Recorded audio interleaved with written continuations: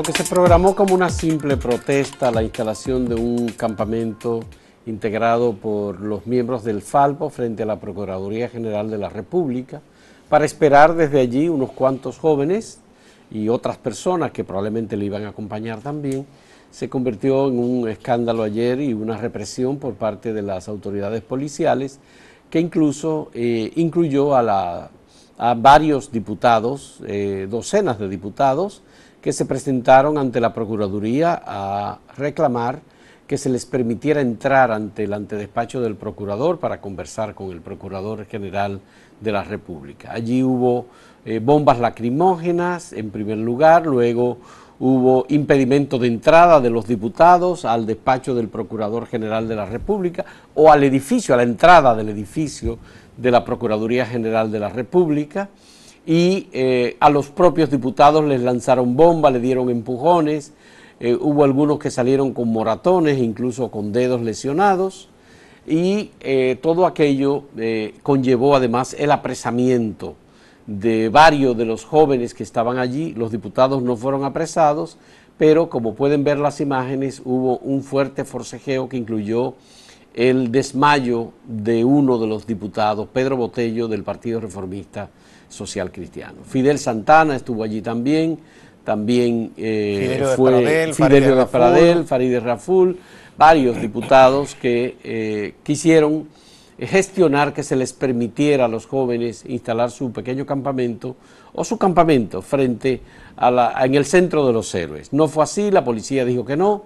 El ministro de Interior y Policía, Carlos Amarante Baré, dijo que la instalación de ese pequeño, de ese campamento era un atrevimiento y una falta de respeto a la autoridad, aparte de que impediría supuestamente el tránsito por la zona en donde se iba a instalar el dijo más el un tremendismo del ministro de Interior, diciendo que era una violación a la Constitución y no sé qué, a las leyes, al derecho de los demás. Yo no sé a quién le molestaba que esos muchachos y muchachas estuvieran ahí. Bueno, eso ojalá que cualquier tipo de manifestación de rebeldía social de la juventud consista simplemente en instalar una vigilia que no hace daño a nadie, ni es violenta, ni nada. Eso es un exceso del ministro de Interior.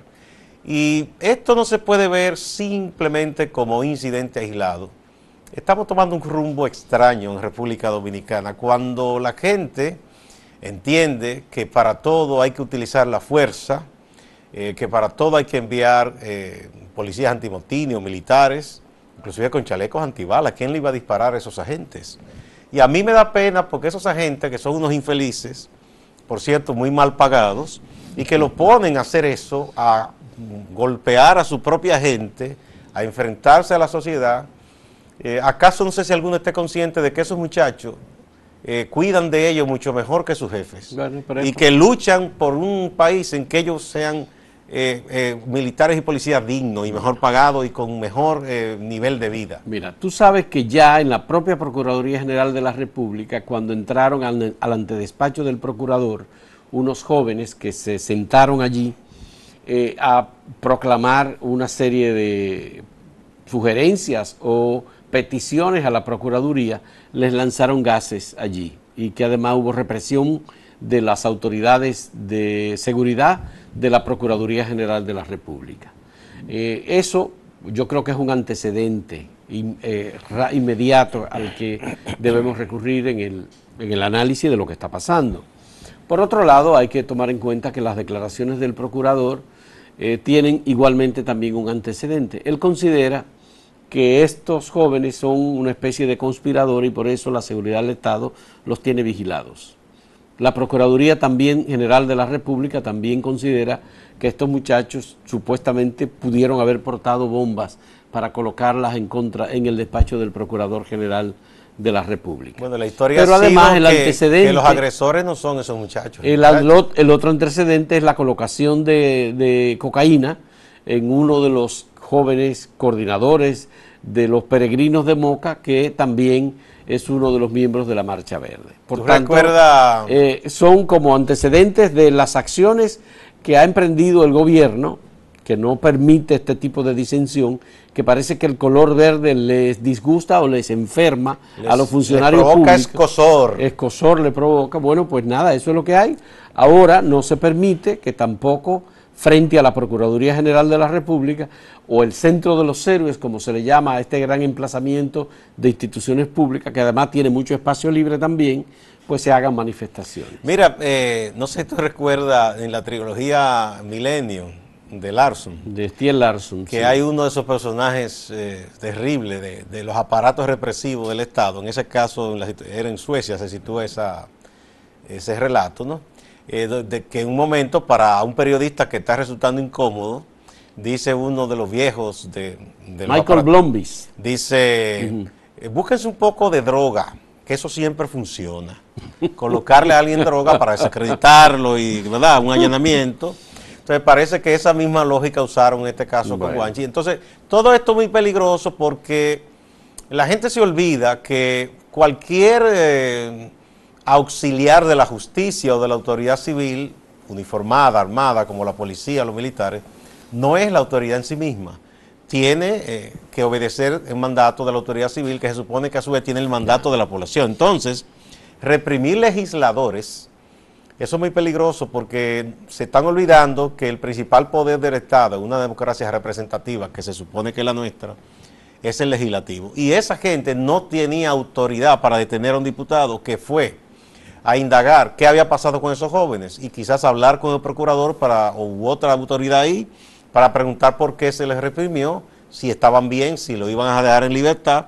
Ahí estaban los integrantes, por cierto, de la Comisión de Derechos Humanos. También. Fidel Santana, Fidelio de Pradel, Faride. Manuel Mercedes. Bueno, no, eso es la comisión. Sí, Sí, yo digo de la Cámara de Diputados. Por demás, la Comisión Nacional, que la preside el abogado Manuel María Mercedes, estuvo presente también. Entonces, estas cosas, por ejemplo, ya eso está en los próximos informes sobre derechos humanos. Entonces, después se enojan. Y el PLD es extraño que actúe de esta manera, tan represivo, sus autoridades con quien protesta, porque si había un partido beligerante en la oposición era el PLD. Víctor, coloca por favor la imagen de esto, mira esto. Partido de la Liberación Dominicana, servir al partido para servir al pueblo. Un peso para la gran marcha del día 8 de diciembre de 1991, por un aumento general de salarios, sueldos y salarios, en contra de los apagones, en contra de la corrupción, sí, aunque usted no lo crea, por la educación y por la salud. Que Balaguer se vaya. Y ahí le faltó a Yosiana que se vaya ya. Que se vaya ya. Eso era cuando celebremos nuestro 18 aniversario. En ese entonces eran antibalagueristas, sí, supuestamente, ¿verdad? Bueno. Entonces ahí estaban pidiendo que un gobierno que se entendía legítimo fuera defenestrado. Si eso no es sedición, entonces no sé qué es. Y mira lo que pedían, un peso. Un peso, no, porque entonces... En el 92, era 93. Entonces no había tantas alcancías como ahora. Pero bueno, la presidenta de la Cámara de Diputados, Lucía Medina, creó una comisión encabezada por el vicepresidente de la Cámara de Diputados para investigar lo que pasó en el caso de los diputados que fueron impedidos. Qué bueno. Recordemos que la Policía Nacional creó una comisión para investigar la droga que se le colocó a Guanchi en Moca y que la Procuraduría de la República creó otra comisión para investigar el procedimiento que se utilizó para colocar la droga a Guanchi en Moca. Comisiones. Comisiones para qué, ¿tú recuerdas? Tú recuerdas eso, sí. Investigan no sé qué.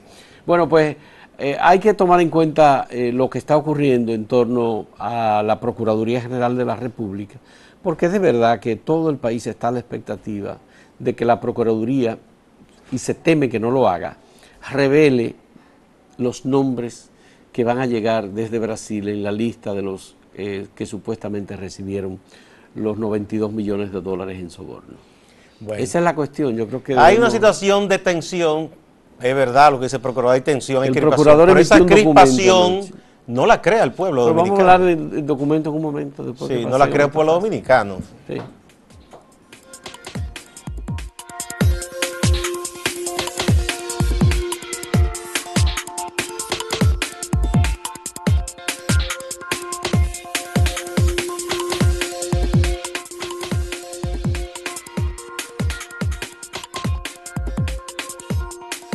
Procurador General de la República, Jean Alain Rodríguez, emitió ayer una declaración en la que llama a la población a la tranquilidad, al sosiego, a la calma. Dice, hay una situación de crispación en este momento y es necesario que la sociedad esté tranquila y con la seguridad de que nosotros vamos a actuar atendiendo a lo que manda la ley. Incluso en las declaraciones habladas que dio, dijo, bueno, no se trata solamente de una lista de nombres, porque todo el mundo está a la espera de la lista, sino se trata del procedimiento que debe aplicar la Procuraduría General de la República para cumplir la ley. Sin embargo, el tema es que en 4 meses, ya camino a 5 meses, la Procuraduría no ha hecho absolutamente nada con todas las confesiones y con todas las informaciones que se han dado a conocer sobre los sobornos de Odebrecht. Está garantizado, es decir, Odebrecht confesó, y no es que nadie más distinto de Odebrecht lo hizo, que aquí pagó $92 millones en sobornos. Tanto es así que la Procuraduría ha celebrado que suscribió un convenio incluso. Bueno, la Procuraduría suscribió... O sea, ¿qué más se quiere? Se llama un convenio de indulgencia, que fue homologado por un juez. Ese procedimiento... Para no someter a los funcionarios de Odebrecht. Pero sí para obtener información sobre los dominicanos que incurrieron en el cobro de y esa sí coima, someter judicialmente, penalmente, a las personas que recibieron los sobornos. ¿Y ese procedimiento a qué se refiere? Eso no viene de Brasil, eso es de aquí, o sea que eso no hay que esperar nada, si habla de un procedimiento a seguir. Ya, pero la otra cosa es la siguiente, hay un antecedente que también ha habido ya nombres que han sido revelados y documentados. En el caso de los aviones tucanos, de Embraer, todo eso ha sido denunciado. El procurador no hace nada sobre eso. El sueño de los justos. El procurador quiere que esas cosas se olviden. Dicen que él tiene nuevos datos sobre ese mismo tema, pero en realidad no hay acciones de la Procuraduría General de la República. Y lo que los jóvenes que querían instalar el campamento quieren es acciones de la Procuraduría General de la República. Por supuesto que nadie ve interés de la Procuraduría en eso. Se habla hoy día de una lista y se dice que esa lista va a llegar, y la fecha que se colocó fue el 19 de mayo.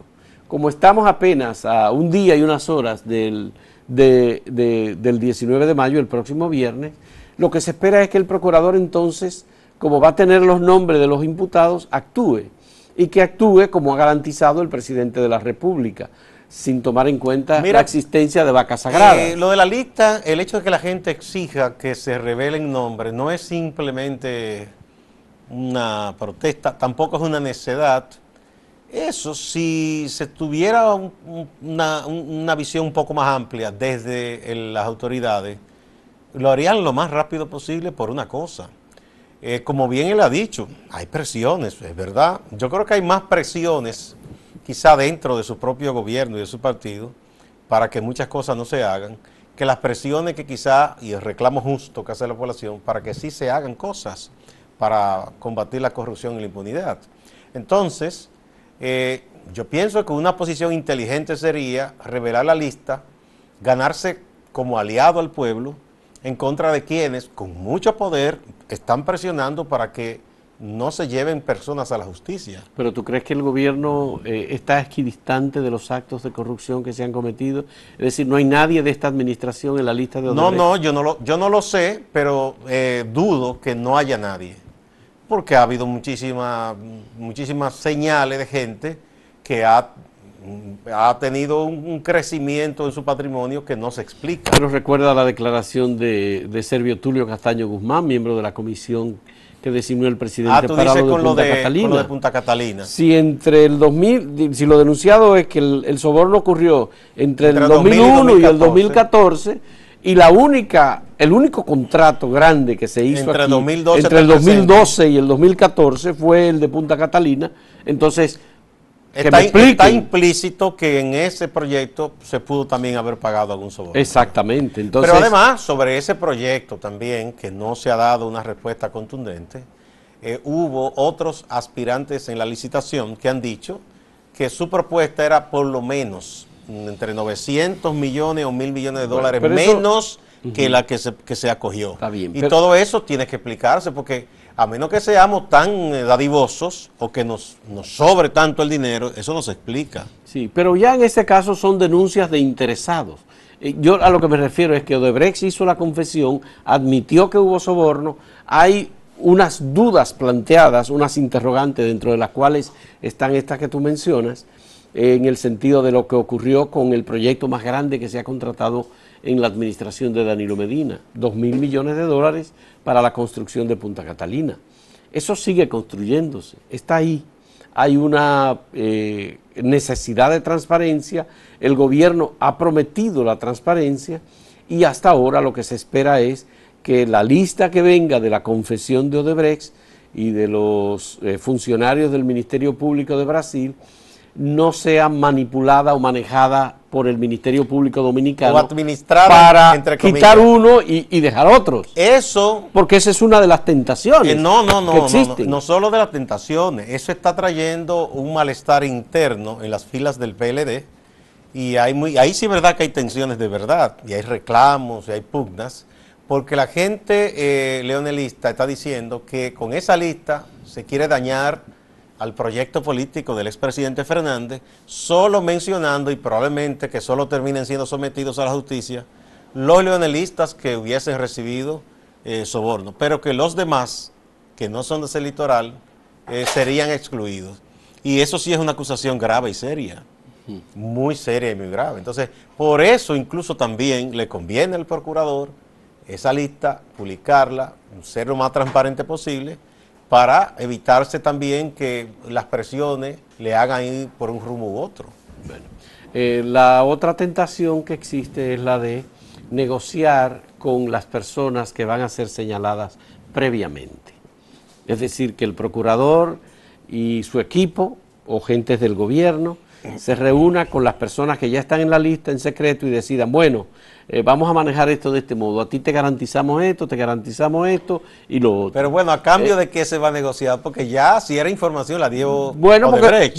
Porque puede ser que los imputados tengan nuevas informaciones que no se conozcan, que no la ofrezca Brasil y que digan, no, pero espérate, bueno, aquí yo tomé para distribuir. ¿A quiénes yo les di? Aquí hay unos precedentes horribles, infames, que se han ido cometiendo en diversas administraciones, que son unos precedentes de que a un individuo que es señalado como que sustrajo un dinero, como que hizo algo irregular con algún bien público, se le llama y le dice, mira, entrega ese título de propiedad, por ejemplo, como se hizo en Bahía de las Águilas. Bueno, ese es el caso de Abel Rodríguez del Orbe. Exacto. Ese es el precedente. Luego se hizo también con otros que se llamaron a entregar dinero, que faltó, que se lo... Es el caso de el presidente de la Suprema Corte de Justicia, Mariano Germán, con Aguilda Reyes. No, hubo uno antes.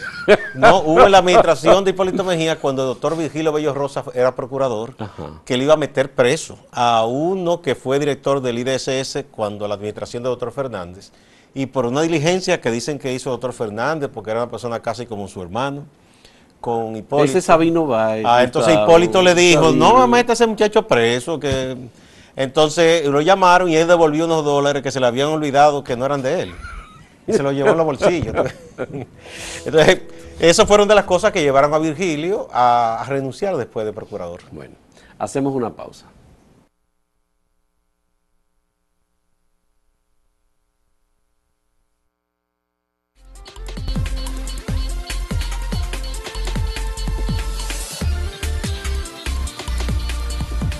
Nuestro Procurador General de la República, que es un cargo que equivale a lo que es un ministro de Justicia en toda parte del mundo, está inusualmente parlanchín en los últimos días. Él no hablaba mucho. No le queda de otra. Se ha referido porque fue abordado por periodistas, al caso del reportaje que llevó a cabo Alicia Ortega sobre el patrimonio de Diandino Peña, un patrimonio inexplicable, que con muchísimas empresas offshore, con preguntas que no pudo responder ese funcionario y declaraciones juradas de bienes que no se corresponden con lo que en realidad él posee. Y le preguntaron, bueno, ¿y esto? Dice, bueno, eso lo estamos estudiando y evaluando y si entendemos que procede, vamos entonces a proceder con una investigación o quizás vamos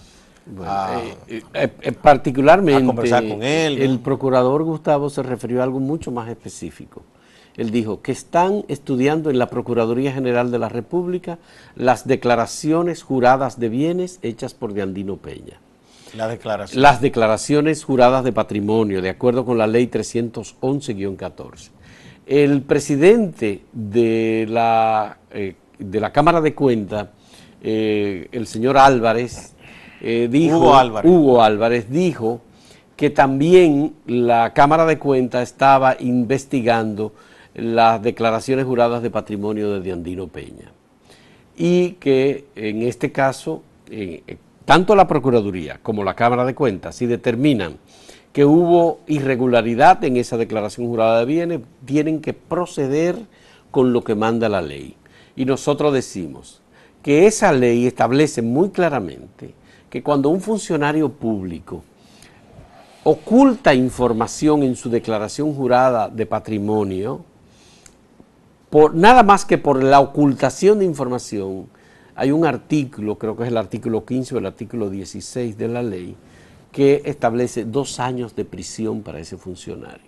Luego hay otros artículos en donde se establece también que el funcionario que falsea información, oculta datos de su participación como miembro, socio, gerente en empresas, tanto offshore como empresas locales, igualmente le corresponde sanción.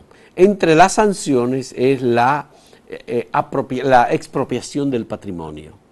Es decir, que en este caso la Procuraduría o la Cámara de Cuentas no pueden dejar como puro y simple el decreto de cancelación de Diandino Peña por parte del presidente de la República, sino que deben actuar haciendo las investigaciones más profundas sobre lo que allí se dijo.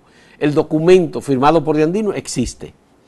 Las declaraciones ofrecidas por Diandino, tanto en el programa del Sol de la Mañana como en el programa de Alicia, también existen. Él reconoce que tiene unas cuantas empresas, 20 o 21 empresas, dice él que no son 29, que él no incluyó en su declaración jurada de patrimonio. Por tanto, está muy claro. Yo no entiendo por qué la Procuraduría General de la República va a necesitar más tiempo. Tal vez se está esperando que se revele lo de Odebrecht para bajar un poco las aguas sobre Diandino Peña. Bueno, esa es una promesa ante una pregunta de los periodistas. Nadie está como creyendo mucho en esa promesa del procurador porque le ha prometido muchas cosas como otro funcionario y de esa promesa es muy poco lo que se ha materializado en cumplimiento. Diandino se ha estado defendiendo y sus canchanchanes diciendo que eso es una práctica común de los empresarios. Pero hay un detallito. Una cosa es usted ser empresario, ¿verdad?, del sector privado, que corresponde al Estado indagar si esas empresas tienen un origen lícito, si pagan impuestos, si no pagan y proceder contra ese empresario. Bien. Y otra cosa es que usted haya crecido como empresario al unísono con una función pública.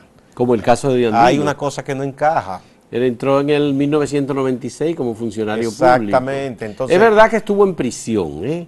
Pero eso fue por un tema que no tiene que ver con las construcciones y todo eso, que es donde hay más dinero. Era cuando él era ministro, secretario administrativo de la presidencia, y desde ahí se dispuso la creación del famoso plan aquel del PM y Prodava, que por eso tuvo el Inchauti, programa mínimo de empleo. Estuvo Mezquita también detenido, estuvo Aganjo ONG, porque eso eran chelitos, si tú quieres. Después Luis Inchauti y otros dijeron que gracias a eso el PLD había crecido, porque ellos repartieron. Bueno, pues en el 2004, cuando Leonel retornó al poder, retornó Diandino también. Sí. Y tú recuerdas que Diandino pasó de la Presidencia de la República al Ministerio de Obras Públicas.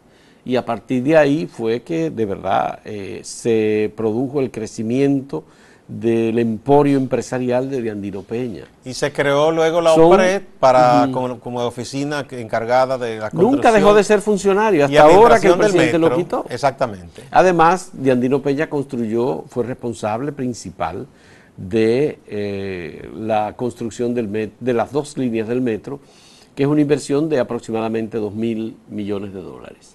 Por tanto, la Procuraduría no puede cerrar los ojos ante lo que resulta demasiado evidente en las declaraciones juradas de bienes de Diandino Peña, que son documentos oficiales. De algo debe servir una declaración jurada de un funcionario público. Por algo se le llama declaración jurada, que debe ser avalada por un abogado notario que la presenta ante la Procuraduría, no, y además que eso y ante la Cámara de Cuentas. Se supone que una declaración jurada notarizada para un acto de Estado como es ese, usted no puede cometer el delito de perjurio, si no puede mentir conscientemente. Eso es uno de los delitos más graves en toda parte del mundo. Sí. Cuando usted dice que jura decir la verdad y una declaración jura decir eso, nada más que la verdad. Usted no puede mentir de manera deliberada, porque entonces usted se está burlando de la ley, del Estado, se está burlando de la fe pública que tiene un funcionario. De donde no hemos escuchado ningún interés es de la Dirección General de Impuestos Internos, pese a la necesidad que tiene la DGI y lo que dijo Magín Díaz,